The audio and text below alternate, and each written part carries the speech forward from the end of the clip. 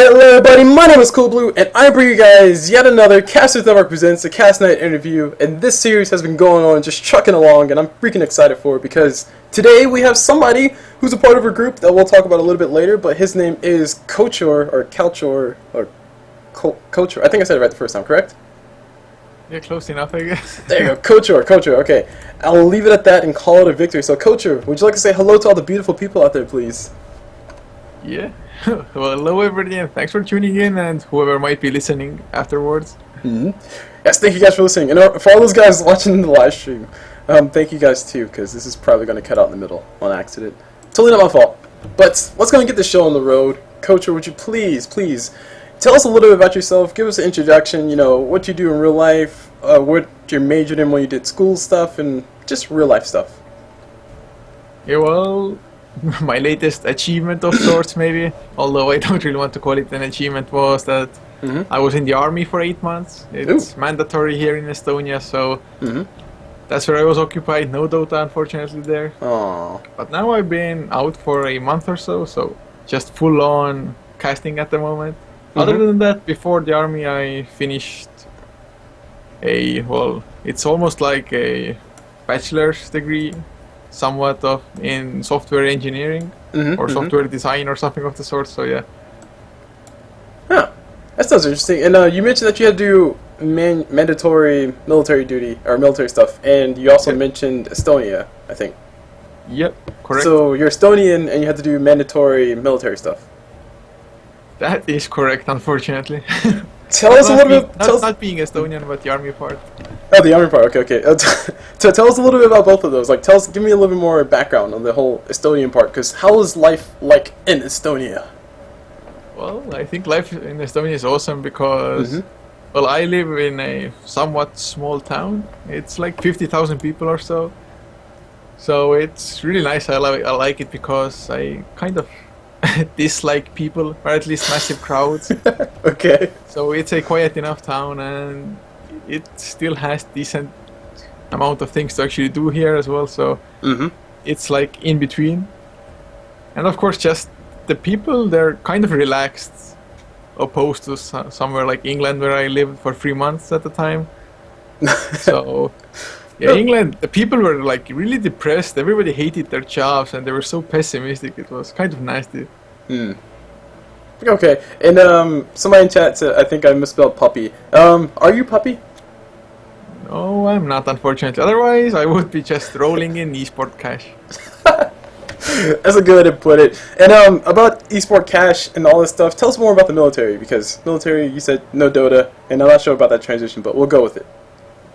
Yeah, well, it's just everybody has to go when you get listed when you turn 18, if you're male at least. And at some point when they just have openings or whatnot, they call you in and you have to go. It's 8 to 11 months. So I got away with 8, thank God. And you just go there. For the first 3 months, you pretty much don't get out. Afterwards, though, if you're doing well there, you get out every weekend.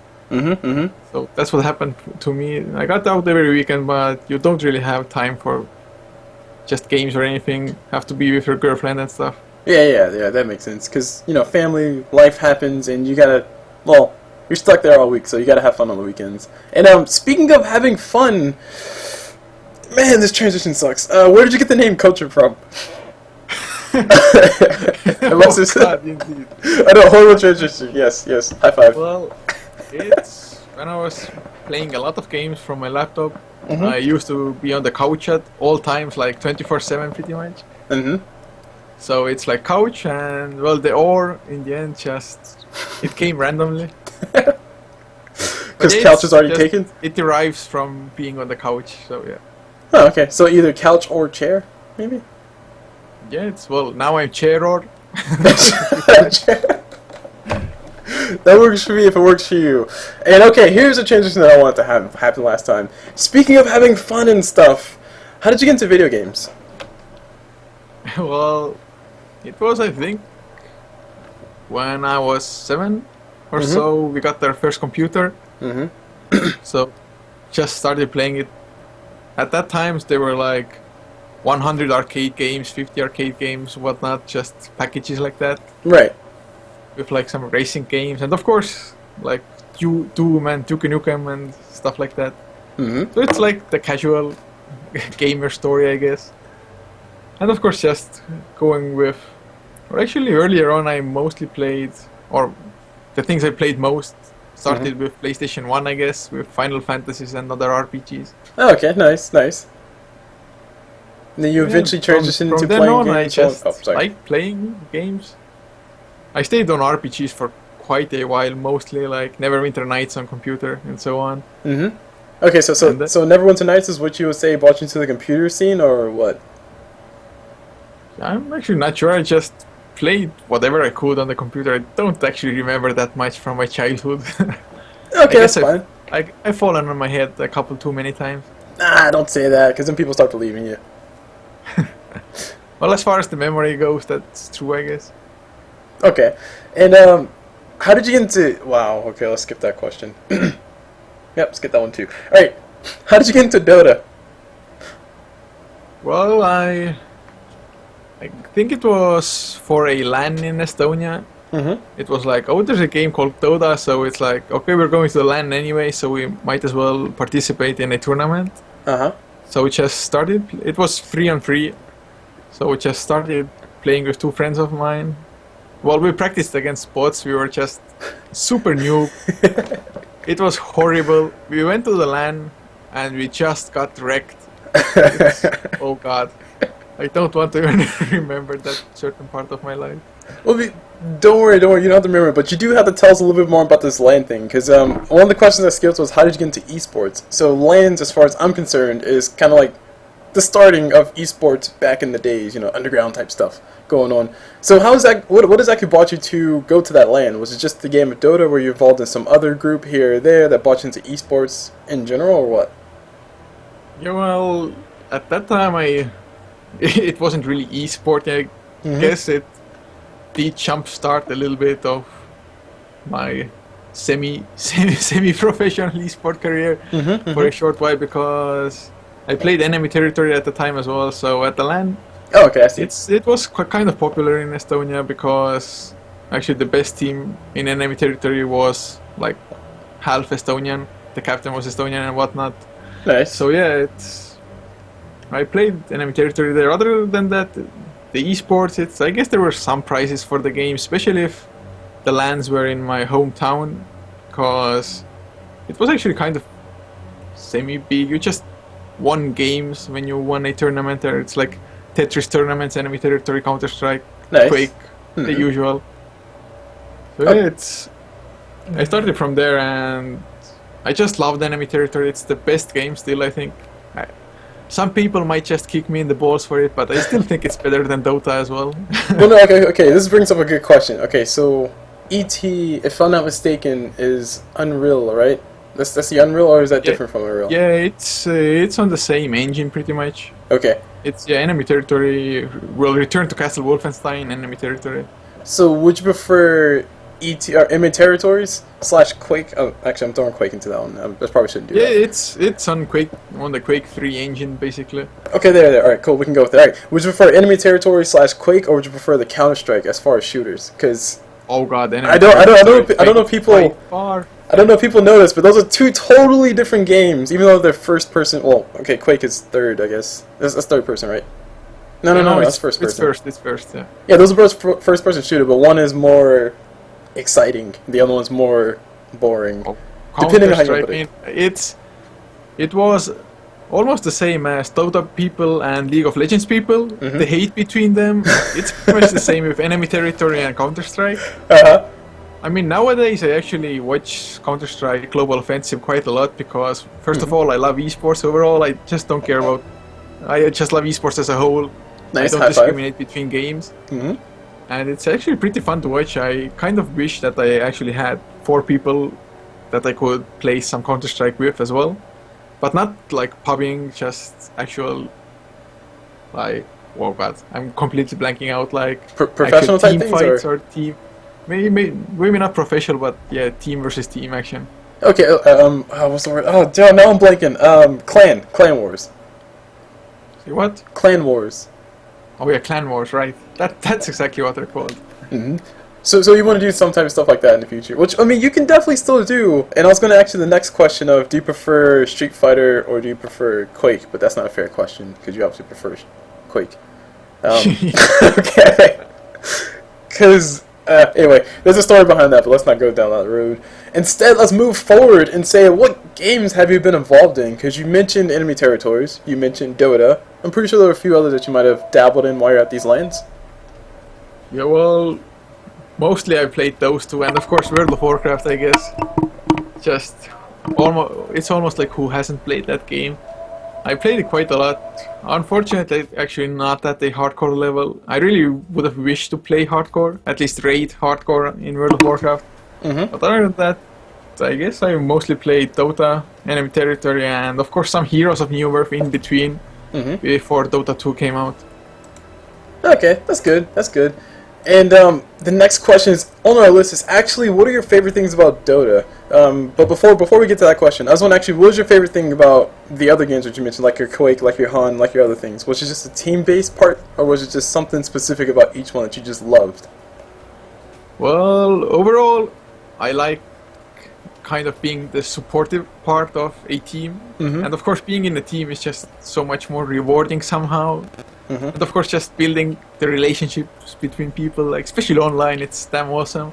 But yeah, well, in Enemy Territory, I just love being the medic or engineer or something, doing the objectives. In World of Warcraft, I just absolutely adore healing. And even in Dota, I mostly play support, so it's, well, but yeah, to answer your question straight up, it's mostly the team part of the things, I guess. The team aspect, okay. Yeah, because RPGs, they were, I think for my childhood, I have like attention disorders now because Nice. it's so hard playing RPGs. It's solo campaigns suck. I mean, like just sometimes I feel like, just not being connected to the internet and just playing a game, and that's called sleeping. But on the other times that I want to just relax and not, just be away from all the people thing, I kind of bring up some solo games. And as I say that, I can't think of any games at all. So what I was trying to say is I still see reason for RPGs. I don't think they're all just boring and blah. Yeah, I mean, they're definitely not boring because the story is still awesome for them, at least most of them. Especially for the old ones. The newer ones, they're like iffy at best. Yeah. Especially the ones that you only play through, or it has an amazing story, but you can only play through once. Freaking Bioshock Infinite. Stupid. It's a great game, great story, but jeez, without the expansion pack, it's nothing. Anyway, right. Sorry, we're getting off track. Moving back on track, what are your favorite things about Dota specifically? Well, overall, it's of course that even though some people would think that it gets boring because it's always the same map you're playing on, but just the fact that every single game is so different, even if you have the exact same set of heroes, the game never goes the same way. So that's the one awesome part because of it, and of course it's just what Valve is doing with it overall. But that's more of the esports part, I guess, already. So you like the fact that it's always something different whenever you play, and on top of that, Valve is pushing the esports thing, like it's kind of using Dota as its flagship, per se. Yeah, that's exactly what they're doing. Oh, okay. That is good to hear. And we're on to our quick response section, which is a freaking awesome section. Do you know how the quick response section works, Couchor? You ask me something and I respond off the top of my head? Okay, I'm going to pretend that you didn't just say that and say, guys, he doesn't know how that works. Cool, so I'll explain anyway. The way the quick response section works is I ask a question and he responds as fast as he can, like almost right away. There. I got to explain it. It's cool. It's cool, guys. I got to explain it. I love explaining this mode. I'm sorry, Couchor, I had to walk over you like that. Yep. Alright, so are you ready for the quick response section, which you totally said how it worked the first time, and I just totally blatantly ignored you? Yeah, well, I've seen the questions before, so I guess I'm ready. Okay, cool, don't worry, because I throw a few extra in at the end, always. Alright, so you ready? Yep. Alright, favorite hero? Rubik. Favorite courier? Woolly Ramnot. Favorite team? Fnatic. Favorite event so far? TI2. Favorite color? Blue. Favorite book? Oh, A Song of Ice and Fire series, Game of Thrones. Oh, much respect. I'm sorry, I had to. Guys, that's an awesome book series. Go read it. The show's cool too, but the book is freaking awesome. Yeah, man, Right. I read the books way before the damn series came. Oh man, it's amazing. Anyway, sorry. It's supposed to be quick. My bad. I had to give you props. Favorite TV show. Oh, Friends? Favorite place to go vacation. I don't go on vacations. Favorite ocean. Atlantic? Okay. We'll end it there because I'm just making up stuff now. Alright. So, okay. We'll move on from the quick response section. Thank you for participating. Sorry I got hung up on the Song of Ice and Fire thing because nobody ever says that one. And it's a freaking awesome book series. It's like one of the only book series that I'm actually, like, literally reading through from cover to cover. And I feel bad about it. Why? Because you know how many books I've Do you started? feel bad that it's your only one, or? No, like there's so many books I've started reading, like the freaking The Hobbit. I started reading, I got to like page 20 and said nope, and I walked away, and I never went back. The Hobbit, of all things, come on. Well, I guess you have to be kind of in the mood for reading as well. That's true. Oh, there's also another book series, Hunger Games. I've actually read through that, and I'm also working through the second one, and I'll have the third one done soon. But that was like 6 months ago that I started reading that, so so I'm taking forever to finish that series too. I haven't read that, although actually my girlfriend just got the books like 2 days ago, so... Oh, see, now you have no excuse. Go read them, man. The Hunger Games, the first book is really good. I have the longest series ever, What was like that? in history, for Wheel of Time. I'm at the third book, so it's 12 books altogether, I guess. Wheel of Time? That's a book series? Yeah. Okay. It's pretty damn awesome. It's fantasy as well. That's all I read pretty much. Okay. That's cool stuff. I don't think I've ever heard of the Wheel of Time series. But then again, I don't read books often, so I guess it's amazing that I freaking made it through 3 of the books for the Song of Ice and Fire. I'm on the 4th one. And that's I haven't read it since last Then summer. you've read nothing yet. Yeah, exactly! I know nothing Jon Snow, is what Ygritte said to me before she... Spoiler alert! I'm not going to say anything, I'm just going to leave it there. Because there are people watching the show that don't want to know what happens to characters. Totally not implying that somebody died. Darn, I think I did it. In the Game of Thrones, you either win or you die, okay? Yeah, that's true. That is true. I actually know what page that was. I have to go look it up again. But I knew what page that was. What? You know what page that was? Are you kidding me? I knew what page she said that in the book. It was like, oh my god, I'm highlighting this and I wrote it in the front of my book, but it's on my bookshelf and I don't feel like getting it. Anyway, sorry guys, this is supposed to be an interview with Couchor. We're sitting to talk about books now. My bad. Alright. So how did you get into casting? Because you, as far as I understand it, are a caster, correct? That is correct. So how is actually, what brought you from playing Dota and also playing competitively here or there to actually just getting into casting and stuff? Well, it's mostly because I actually maybe even slightly enjoy watching games more than playing them. And just the casting part, ever since Enemy Territory, which is where I started with pretty much, I watched it a ton there, and from Heroes of New Earth I actually tried it a little bit, or at least I wanted to try, but my computer was so bad that it was crashing every time I actually tried to do it, and there was just massive trouble, so I completely gave up on the idea. And then like a year and a half later, when I had played Dota 2 for like a bit more than half a year, I guess, I was like, fuck this shit, I'll try. Nice. And that's pretty much how it started, and it's mostly because I just love watching it myself so much when others do it. So I wanted to try and give that experience to others as well. Okay, and there's actually a question to be brought up through here. First, I'll ask you, who's your favorite caster, or what caster inspired you to get in there? Like, for me, my inspiring caster, aside from Day 9, was also Purge, because he made the video that I watched and it was awesome. But for you, who was that caster that said, hey, you know what, I want to be just like this person in cast? Well, I'm actually not sure who was the like most recent, but the first I heard and is freaking awesome, even when I hear him every now and then now, is Tosspot. He was like the force driving the enemy territory scene, like organizing the LAN events and so on, international ones.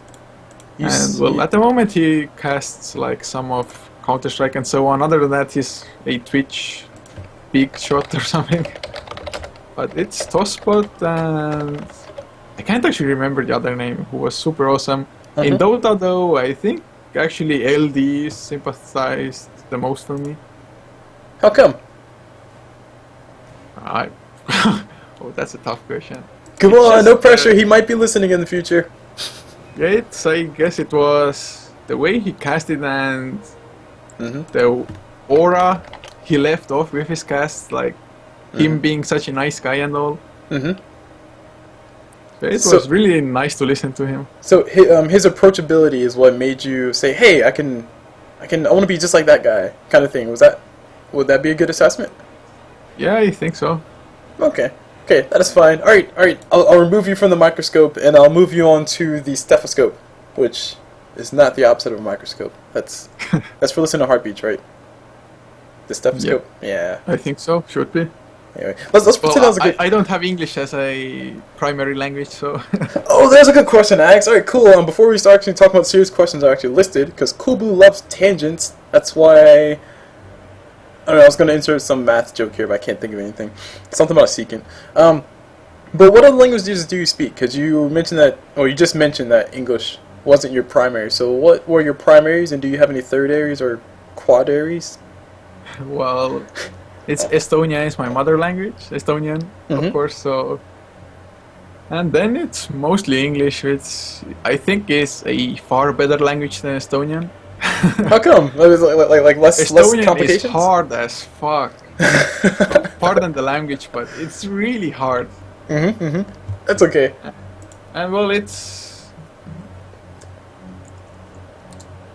like, well, apart from Estonian and English, of course, Mhm. I can understand German. I can speak it like almost second to none. Well, Right. not second to none. What the hell am I saying? It's the exact opposite. None to second. No. Yeah, I can't speak it at all almost. Okay. I can understand most of it if people are talking, Mhm. but since I actually haven't had the chance nor the need to actually practice it, so yeah, it's pretty much the same with English for most people. They learn it at school, Right. they can understand it, but because they haven't actually practiced speaking it, then they won't make any sense when they're trying to speak.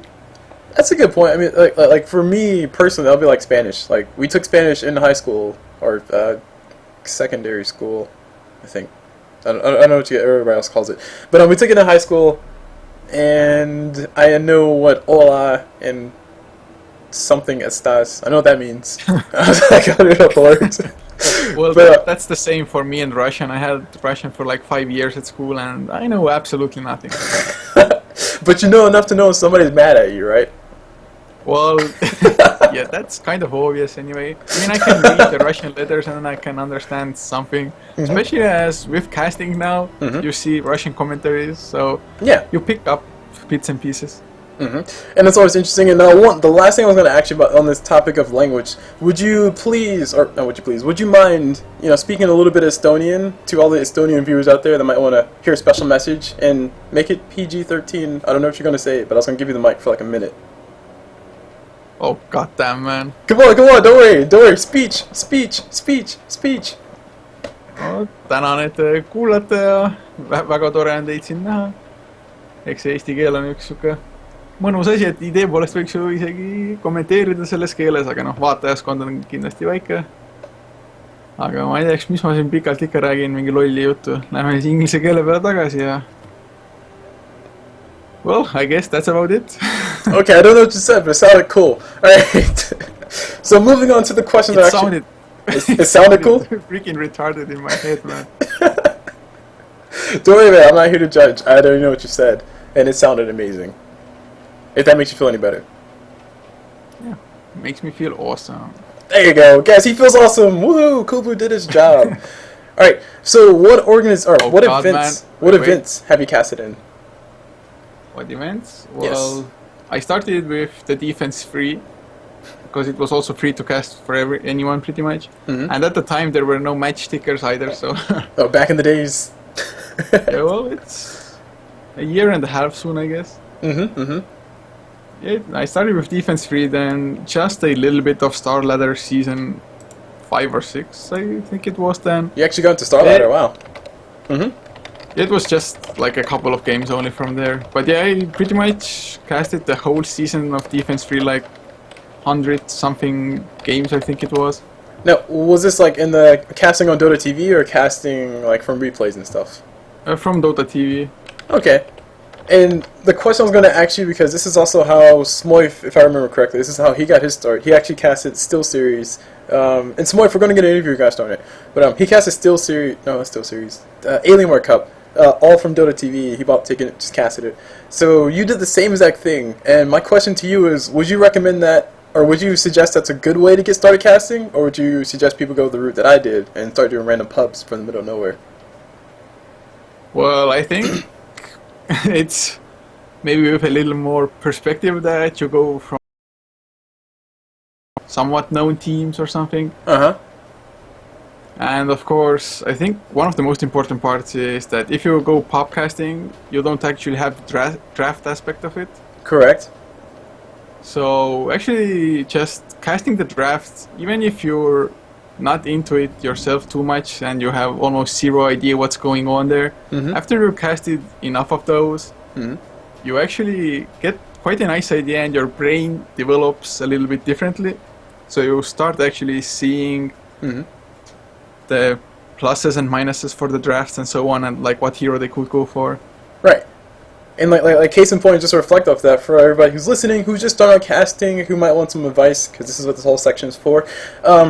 Yeah, if you cast a lot of games, eventually you'll pick up on some patterns. Like I think when I first started casting, Anti-Mage was getting picked a lot, and when Anti-Mage got a Manta style, it was 3 AM, which means 3 Anti-Mages, and he usually just won after that point. So that's one of the trends that I saw. And I'm pretty sure if you started casting now, you saw Lycan picked up a lot, you're like, oh, they're going to go for a push strategy. And you just pick them up just by casting, even if you don't know what you're doing. So, Couchor, would you call that a great way to get into the game before you start casting for, I don't know, JDL, Navi versus Alliance? I don't think Navi plays in the JDL, but start casting those big games and people say this guy doesn't know anything? Well, it's definitely better to know stuff before you go for the big games, or at least the big audience. Because people are extremely judgmental, especially on the internet. It's kind of hard. So you can either try to just grow from the negative comments that people give you, but it can also be the fact that if you just screw up big time, most of your viewers are gonna be like, screw this guy, he doesn't know anything, and they're just gonna leave. And that leaves them with a bad first impression, which is the most important one. Yes, agreed. First impression is the only impression. And yeah, I would definitely agree. Of course, you agreed with what I agree with, so we all agree that yes, you should go get some practice before you try to cast the big games, guys. Come on, please. Just for all of us. Or at least know what you're talking about. Yeah, if you know even like a decent amount, it definitely helps. And before we go into the next question, what is your favorite pizza? Oh God, how do I even say that? Do I just say the components or? Sure. Well, it's any pizza pretty much. Pizza is awesome. Any pizza? Okay. But I guess I mostly eat some with... Oh God, I'm trying to think of the best pizza. Well, while you do that, I'll tell you about my favorite pizza. My favorite pizza is the one that I don't have to pay for. So if anyone wants to send Cool Blue Pizza, come on, you can do it. I'm not going to tell you guys my address, but if I did, you guys would totally send me pizza. And other things that I don't want to see, so... Oh, I have to say that's a brilliant answer, man. Free pizza is the best pizza. I have a saying in Estonian, it's like, you don't look... It's going to sound super retarded. It's translated into something like, you don't look into the mouth of a horse that's given to you for free or something. Right. Basically, yeah, you don't complain about something. You don't complain about something that was given to you like that. Yeah. Okay. It's like free alcohol. You don't say no. Actually, I would. Well, I do actually, but yeah.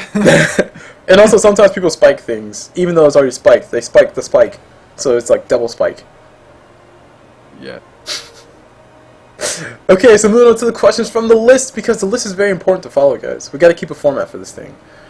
What organizations do you cast for? And the reason why I ask this question specifically is not only because I know you cast for Half-Life TV, but if everybody has been observant, they see that Half-Life TV, Half-Life Half-Life TV, Half-Life, and if you're extremely observant, you've been watching all the interview videos, you remember that Half-Life had the same exact links.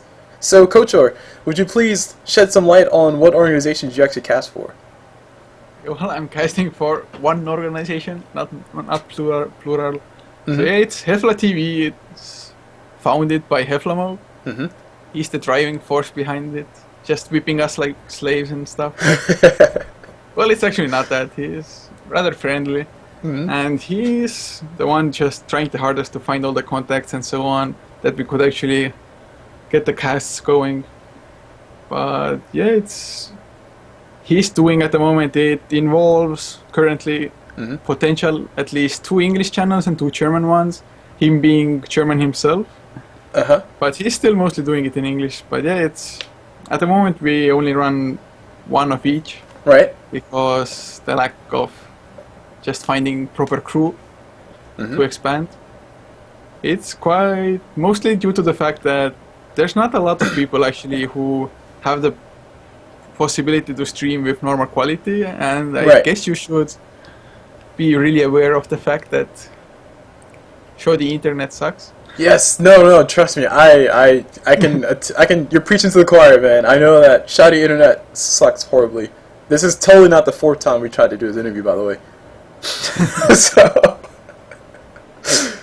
But yeah, so far I think Half-Life TV has been working out rather well. We've been getting some nice followers going. It's some ups and downs, of course, as far as viewer numbers go. It depends heavily on what game you get to have. Are you in the match sticker and so on and so forth. But I think it's progressing quite nicely, getting some contacts here and there. Okay, and could you very briefly tell us about some of the biggest accomplishments that Half-Life TV has actually accomplished so far? Well, I think the latest is us casting a 2-hour game. Wow, really? Yeah, we just actually found it on the Join Dota site, the news about the game happening, but it actually didn't have any casters at the time, so it was only there on Dota TV for people who watched it. Right. It was 2 hours and 5 minutes. So we thought like, hey, we might as well do it. And just to get some context, relative to now, I think the longest game before that, that goes down as the longest professional Dota 2 game. What teams were playing in that one? It was Hehe versus Team Dog. Yes, and like I said, that goes down as the longest professional game played, and Hehe versus Team Dog now take the crown. I think the one before that was like a 75-minute long game, which translates to an hour and like 15 minutes, something like that. So these guys beat it by a long shot. 2 hours and 5 minutes. Jeez. It was absolutely ridiculous, to be honest. But, well, when I first saw that game, I really thought it's going to be a lot more boring than it actually was. It was quite an enjoyable thing to cast, to be honest. Question, were there a lot of like dual team wipes, where both teams just wipe each other out? Actually, there weren't too many. At the end, there were a lot of buybacks, but it was usually like 1 or 2 at a time. So there were like no massive clashes where one team gets completely wiped, buys back, and counter wipes. It was just a few buybacks, then another counter kills a few ones. Oh yeah, it was 4FC versus Team Dog. What the hell am I saying? Okay. It's okay. I just casted Hehe in JDL afterwards, that's why I had the name in my mind. Okay, so 4FC versus Team Dog, going on the record, we're correcting ourselves. But, yeah, and actually, Horde asks a good question. What do you think about what do you think about Korean Dota? And he asks this question about a specific game. MVP beat Orange 2-0 today. So you know about professional scene way more than I do. Just go ahead and take the mic for a little bit. What do you think about Korean Dota in general? Yeah, well, at the moment, it's definitely growing quite fast. The one thing is, of course, that I'm not too sure if MVP... I kind of am sure. I may be wrong, but it's actually the Korean scene. Of course, Team Zephyr being there, being pretty much non-Korean.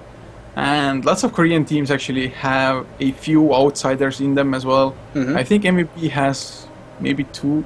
I know that they've been playing with Demon before, so March and Heen, I think it was, but Never mind that, because the Korean scene, it's definitely been developing quite rapidly, as is to be expected with all Korean esports. Right. Just because it's a lifestyle there. And MVP, for one, they're quite successful in StarCraft 2 as well, I think. Yes, that's going to be my next question. But keep going.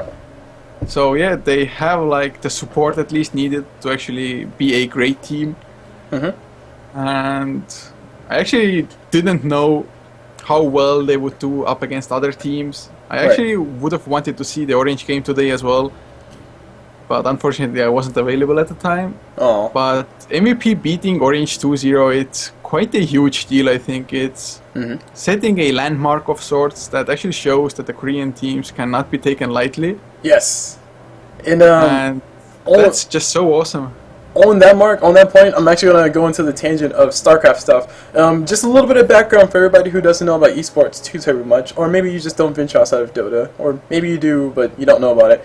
But back in the days, and I'm talking about like 10 years back, when StarCraft Brew War was like, okay, StarCraft original. Brew War wasn't out yet, I don't think.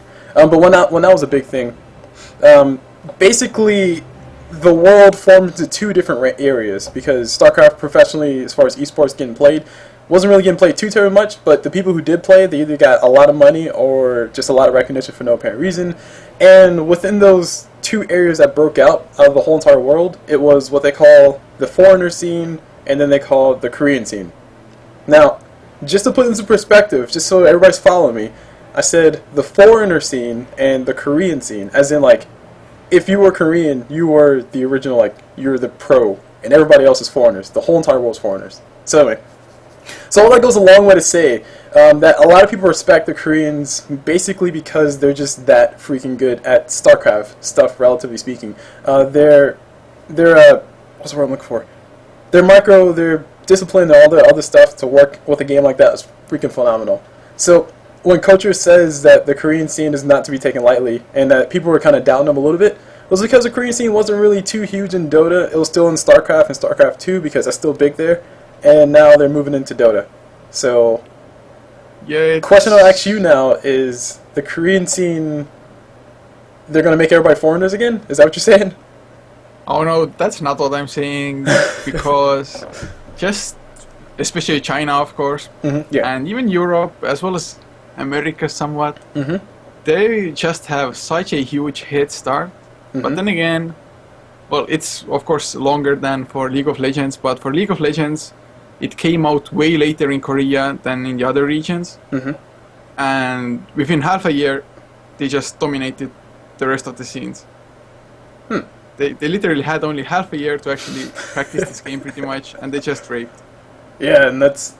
And like still a lot to be said about MVP representing the Korean team, presumably, beating Orange, because Chinese Dota, which is what Orange is coming from, correct? Yep. Yeah, Chinese Dota is supposed to be thought... No, it's not Chinese, it's Southeast Asian, they're from Malaysia. Oh, my bad. Sorry, Southeast Asian Dota in that general region, I'm just going to generalize everything, is usually saw to as extremely disciplined, and the fact that MVP beat him 2-0, not even just like 2-1 or anything like that, it just either dominated or had some really nice base races. Well, I guess some people might argue that Orange actually not the best representative anyway. Okay. They didn't even, well, barely, I think, didn't make the JDL finals. But then again, they have Titan, Arrow, Scythe, and, well, Myth Trust got there. But they have a lot of good teams, and Orange definitely is one of them as well. I mean, I said some people might argue, I'm not one of them. I think Orange is pretty awesome. It's just that at the moment, other teams are on fire, especially Titan. And just to keep scope with everybody, just to make sure everybody's still following, Titan and all these other teams that you named, they're part of what scene? Or what general region? Yeah, they're the same, the Southeast Asian. Southeast Asian region? Okay. Yeah. Alright, so that's a nice little tangent. That was fun. I got to learn something. Yeah. Okay. I'm following as much as I can. It's okay. But the scenes, that is. That's what I say. It's okay. You're following a lot better than I am, because the last thing I knew about the scene was Na'Vi lost to Alliance in the International 3. That's a joke. Don't worry, guys. I'm a little bit more updated than that. But okay, keeping going on with the question list, because we got to keep it back on track. How has casting affected you in real life? Well, it's taken up a lot of my time. It's not that I mind it. It's more that maybe my girlfriend doesn't appreciate it the most. Come on, get her to cast with you. Oh no, don't think she'll be into that. Uh-huh. Well, or even if she would, she wouldn't have any insight to the game. Okay. Well, she would if it was like World of Warcraft, because she's actually rated hardcore more than me, so... Oh wow, really? Yeah. And especially back in the day when there was the Burning Crusade, when raids were hard and stuff. So yeah. But yeah, I mean, I really like casting. It's what makes me whole, let's say it like that. And that's a good thing you said that, because the next question I was going to ask you is, what do you like about casting? And the follow-up was going to be, what do you not like about casting? So just go ahead and tell both of those briefly.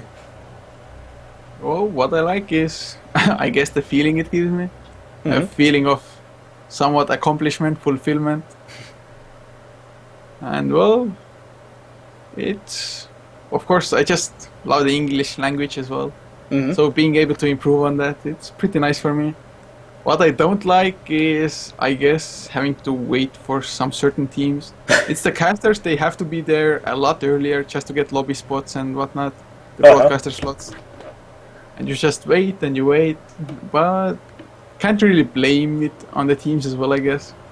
It's just something that's not the most optimal thing, and hopefully, I mean, especially for the professionals, they get paid, they play for a lot of money as well. But just being randomly 30 minutes late, which actually is the case for Southeast Asia, at least for the JDL when we casted it. It's like some teams, they were right on time, maybe even 5-10 minutes early, like the whole team was there. Right. And then just waited like 25 minutes for the opposite team. It's like a little bit weird. If you're trying to play professionally, you should act the same as well. Sure, there are exceptions when there's actual... They can't make it for whatever reasons. But sometimes it's just absolutely ridiculous. And Couchor, I think you have been speaking to the choir, or preaching to the choir. Yeah, preaching to the choir. Jeez, if I can get these words out right. But Hort says, "I feel you, man," and I do feel you too. I do agree that once you do hit a certain level, as far as professional scene goes, you should probably show up on time. I mean, it's just a thing. That should be a thing. I agree. I think it's mostly it irritates me mostly because it's a letdown to the viewers. Because the viewers, they come in, they want to see a game at a certain time. They know it should begin then. Maybe they're on tight schedules themselves and whatnot. So if the game gets delayed a lot, it's kind of annoying for the viewer. And of course, it's super nasty if something happens like a game on Join Dota is scheduled to start, let's say, at 9. It actually happened to me like a few days back, the Korean Dota League final, Zephyr MVP. I was like in the morning, okay, I'm gonna wake up earlier than usual. Right. Because I want to watch it. I wake up and I see that they're doing some random stuff like Korean whatever hype. Right. And they had some all-star match and so on, and the actual final started 2 hours later than the scheduled start on Join Dota, so I was like, oh goddamn, I woke up for nothing. Well, yeah, that's not the player's fault or anything. Right. And like it becomes a hairy situation when you start scheduling too, because I know for Half-Life TV, you guys, I wouldn't say you guys keep a tight schedule, but you guys keep a schedule. Oh, we do. And when games do get pushed out, all about German like preciseness. Yeah, German precision. There you go. It's all about that precision. And when you get one game that gets bumped out by an hour, then it kind of screws you up for the rest of your day, and it doesn't feel good. It certainly doesn't, and actually it's... Well, I mean, we're not as established or anything, but I'm actually, within the last few weeks, I've seen it happen for like Beyond the Summit as well. They got double booked pretty much because one tournament got delayed for so long, and it was actually a final. Right. They had time to cast 2 of the games. It went to the last game, and they actually had to switch over to another cup. And the final 3rd game for like the grand final wasn't casted because they had to cast another thing. That was kind of silly to see, especially from a big, like, not even company, but a casting group like Beyond the Summit. Yeah, big studio name. It's kind of depressing to some extent for both the players and also the viewers, because the players like, yeah, we're gonna games broadcast and people are getting hyped about this, and then your final game doesn't go through, and it's like, well, that 2-hour game we were just about to play, we're not gonna play it now. Yeah, it's something of the sort, but I guess crap happens. Yep, that's life. So is the way of life in Dota, and this is obviously Dota. Alright, so moving along with the questions. Aside from casting and playing Dota, what do you do for fun? PG-13, Well, please. Yeah, man, it's... I actually, when I'm not casting or playing Dota, I'm mostly just watching it or watching some other esport. So, or, well, maybe some anime as well, I guess. Ooh, good question, or good thing to bring up. What's your favorite anime? Just top 3, if you can think of any.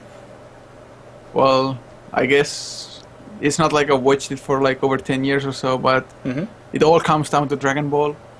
Nice. From my childhood. But I guess, well, Full Metal Alchemist, Brotherhood, definitely one of the top. Right, right. Then Code Geass. Good choices. I know all those so far. Well, how many do you want me to list? Just one more. Just one more. One more for the road. Well, I guess I really enjoy Fairy Tail as well, from the longer shonens. Well, I watch most of them. I watch Bleach, Naruto, One Piece, Hunter x Hunter, that I'm watching it at the moment. The remake of it. Oh, Hajime no Ippo. That stuff is awesome. I don't know what you said, but okay, yeah, let's go with it. It's a boxing anime. It's called... I don't know what's it called in English. It's Fighting. Is it Fighting? It's about boxing anyway. Right. That anime is freaking awesome, and actually it has a new season out after a couple of years break, which I haven't actually watched yet. I'm just gathering speed and time to go through it, but that anime is awesome. All right. So it's a nice little, what's the word I'm looking for? Concise list. You guys can go check them out if you know about some of those. Definitely post a comment below in the video or in the Twitch chat for everybody who's in Twitch chat at this current point in time. Congratulations, guys! You guys will be immortalized! Yay! But anyway, moving forward, what other games do you play besides Dota? Like casual. Well, at the moment, I Sure. play Diablo 3 with my girlfriend when I have some free time. Well, other than that, I actually don't have time to play pretty much anything. I don't actually even have time to play Dota itself, except for casting. Nice. Because I don't have a rating in Dota, because when I went to the army before that, the rating system wasn't there. Right. And ever since, I actually haven't had time to play it either, so yeah. I'm a ratingless noob. Dude, don't worry, I'm along that side with you, minus the noob part, because Cool Blue is totally pro at everything he does, except for playing Dota. So you're a noob after all? Yeah. I like to think I'm a end 00 B. Well, it's actually, if you don't think it as a, like, I don't know, life or death matter, it's so much more fun to play. I mean, I just hate people who rage. It's like, what good do you get from raging in the chat? It doesn't help anybody. It doesn't make you yourself play better in the game. It won't help your teammates. I just mentally feel so much worse when some people start flaming. I mean, even if it's not flaming on me, even if they're just flaming on each other, I still feel bad about it, and it really pulls me down. That's why it's kind of nice to play with friends.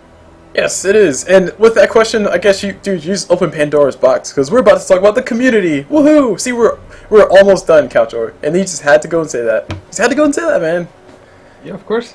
Pandora's box is officially opened, and let's go and talk about the community, because I totally blanked on that one. So as far as the community goes, you mentioned that you don't like the flaming part, but in general, do you think the community is in a state of good or in a state of bad, as far as like attitudes go, or teamwork goes? Well, I guess the community, it's pretty damn awesome. You can just see it actually without me saying it, because just the fact that you can contribute to the prize pools by buying Dota tickets, Dota TV tickets, right? To increase the prize pools, and like lots of tournaments. and even the smaller ones actually, they're getting some money from it, and that's just one of the actually best things that Valve have come up with, I think. It's kind of like crowdsourcing, but for your favorite video game. Yeah, it's actually it is. It's so damn brilliant, and it's self-sufficient as well. I mean, it's actually a big deal because lots of like more expert people than me have talked about the fact that Dota, it attracts lots of sponsors. The community itself just injects money into it, right? And that way, this esport pretty much won't die down ever. Right. Whereas some people have said for League of Legends, it's that Riot themselves, they pump all the money into it more or less. They organize all the tournaments. So if the company at some point says like, oh, we don't want to do it or can't be arsed to do it, it's of course not going to happen most likely because it brings them in so much money. Right. But if that were to happen, they wouldn't have an infrastructure of actually other people organizing tournaments that much and so on. So it's really good for Dota and, well, for esports overall. Right, and it's actually an interesting point to bring up because, like, both Dota and League of Legends are free to play. And for those who hate on me, or who will hate on me for mentioning League of Legends, I apologize in advance that you feel that way, but Cool Blue totally got his start as far as MOBAs go with League of Legends, so deal with it. Anyway, no offense anyway, no offense. So anyway, as far as League of Legends go, last time I checked, which was like 3 weeks ago, I asked somebody who played League of Legends, and they said no. But there's no replay system put in just yet. Like, there's no Dota TV type thing. You can watch, you can observe games within League of Legends, but I think you can only see the games that are on, like, the featured list, like the top 10 games getting play right now. So there's none of that infrastructure put into place that we have, us spoiled people who play Dota a lot, with the Dota TV interaction and all that stuff. So do you foresee Riot putting in a system like that? Because they can still definitely do that. And if they do put in a system like that, do you foresee them eventually going to ticketed type events to where they can start doing the crowdsourcing type things? Well, I think it definitely would benefit them, probably. And of course, at the moment, I'm actually not too sure how actually casters can get into casting League of Legends. I can answer that one real fast. Basically, there's this thing called LOL replay. I think that people still use that. It's kind of buggy, but it's kind of like a poor man's Dota TV-ish, where basically it saves the game itself so you can watch it later, kind of like how you do in Dota TV, but you have to use like a third-party program. And last time I used it, which was like a year and a half ago, a year ago, it was broken to the point where you couldn't actually use it. It's on new things, but I think they fixed their bugs, so that's officially the thing that they use to cast replays. Yeah, I've got no idea about that third-party program. But yeah, it's overall, I think Riot, even if they want to implement a feature like that, it's probably hard as hell to actually do that on an already functioning system, because integrating stuff like that, the projects that do so actually have like a 70 to 80% failure rate, I think. I learned it at school or something, because it's just so hard to mix and match two different things. It usually takes up more money and more time than it would to actually build something from scratch. But then again, with League of Legends being as huge as this, that project would also be way too big, I think.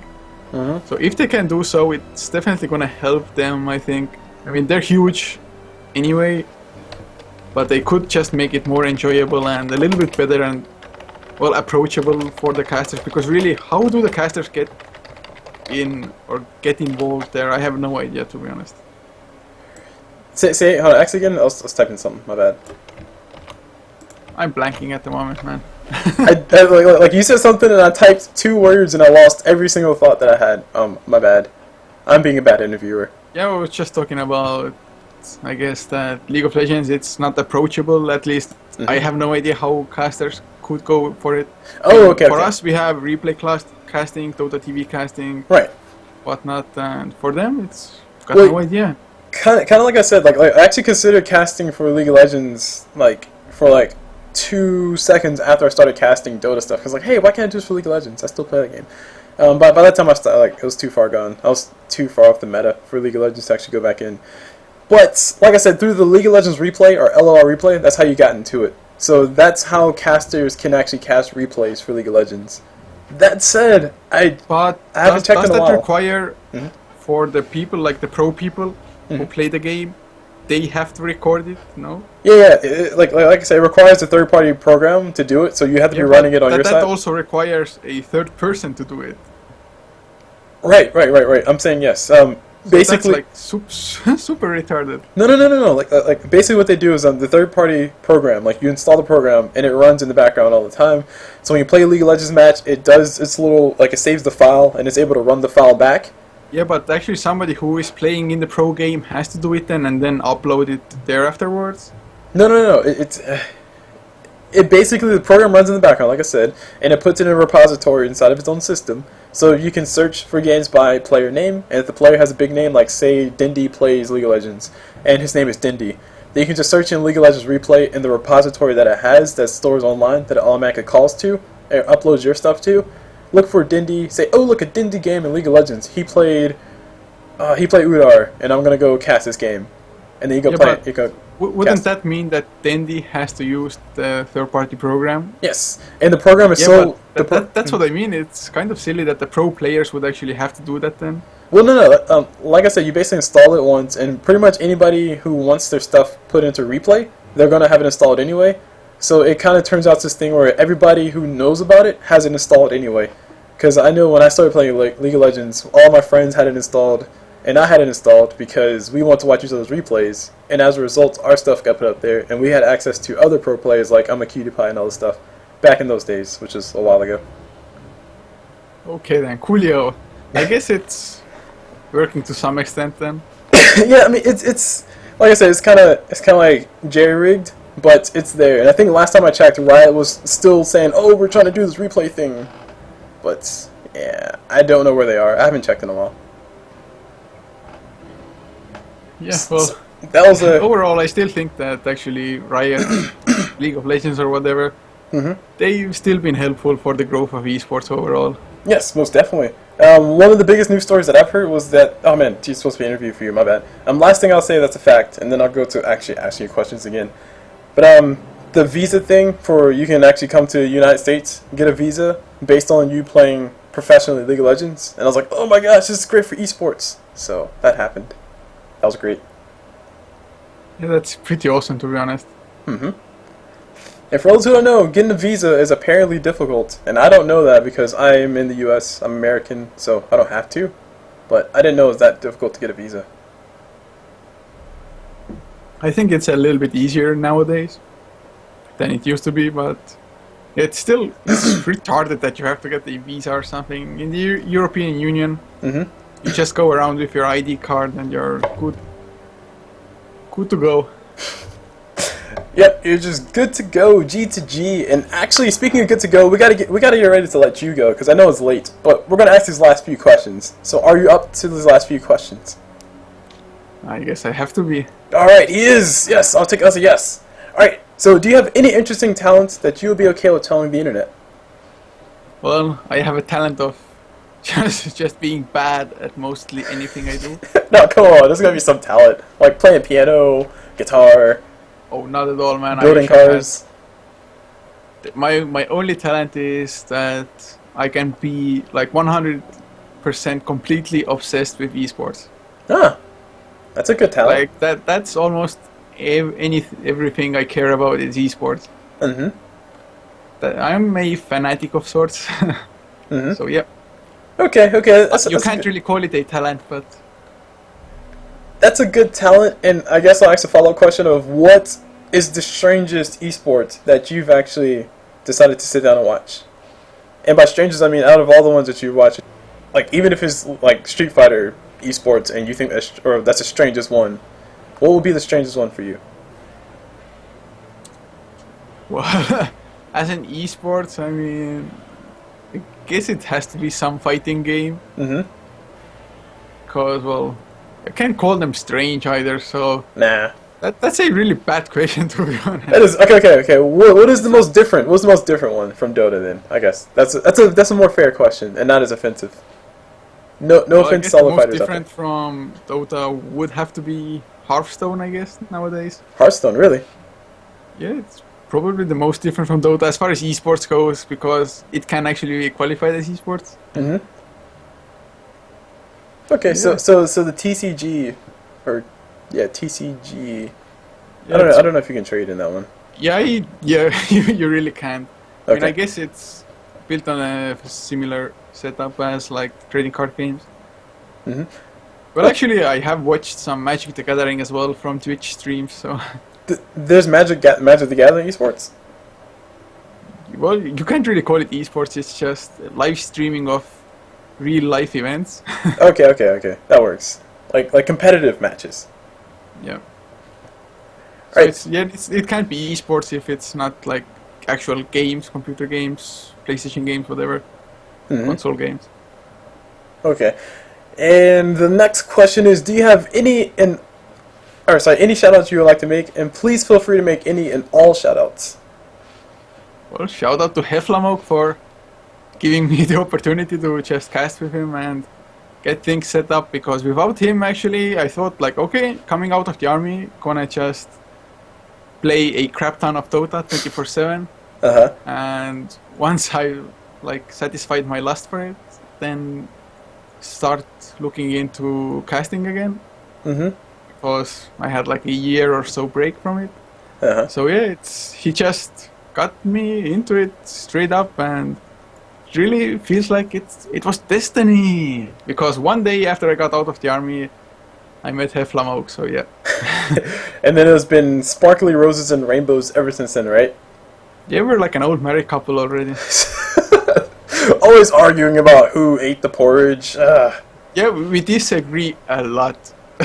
But that keeps the group together, because if everybody just agree with the same thing, then, I mean, you just end up off the cliff, right? Yeah, I think so. Or maybe you'll end up on the cliff in the first place because you're arguing instead of evading the cliff. Yeah, well, one more shout out, I guess.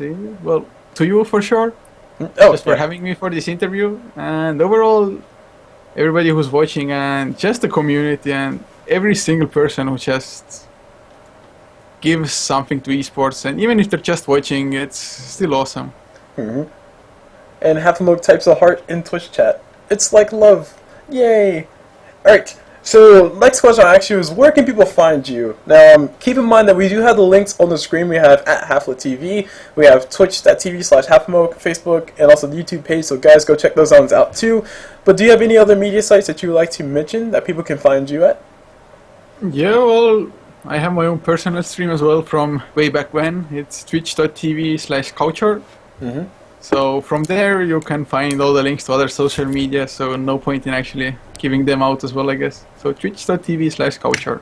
Alright, and that's the other link for his stuff. And we're at the end of our question. We're at the end of our journey, man. And what a journey it was. Yes, it was a glorious journey that involved candy and esports and bears. Oh my! Alright, so we're gonna cut it there before Cool Blue says something anything else too weird or stutters again, because he totally doesn't have a stutter. And I'd like to ask you, Coach, would you like to do me the honors and say the final goodbye to all the beautiful people out there, please? Yeah, thank you everybody for tuning in, or whoever, of course, is listening to the recording of this later on. Mhm. Hope you enjoyed it. Feel free to just look me up, look Cool Blue up, support the Casters Network. And yeah, I guess that's about it. Yep. And with that, we'll go ahead and bid our adieu, guys. Thank you guys for checking out the interview. This is interview number something, because I'm not sure if I'm going to do this one before or after the other one. And you guys totally won't know which one I'm referencing. But interview number something. Hope you guys enjoyed it, as always. And yes, definitely go check out his sites. Like I said, Couchor has his own personal Twitch. Check that one out. Check out Half-a-Moke TV. They do some awful... wow, that word came out wrong. They do some awesome, not awful, awesome work. I was trying to say awesome and Flamoke at the same time, so... Sorry, Half-a-Moke, he's totally watching the live stream. He's gonna kill me now. But they do some awesome work. They put a lot of effort into their stuff, and it's amazing to watch. Like I just go chill out and watch their stuff, like in between games, because they play awesome music. It's cool stuff. That production value. So yeah, go check out their stuff. And what was I gonna say? I was gonna say something else. Yeah, right. Hope you guys enjoyed it, and I'll see you guys whenever.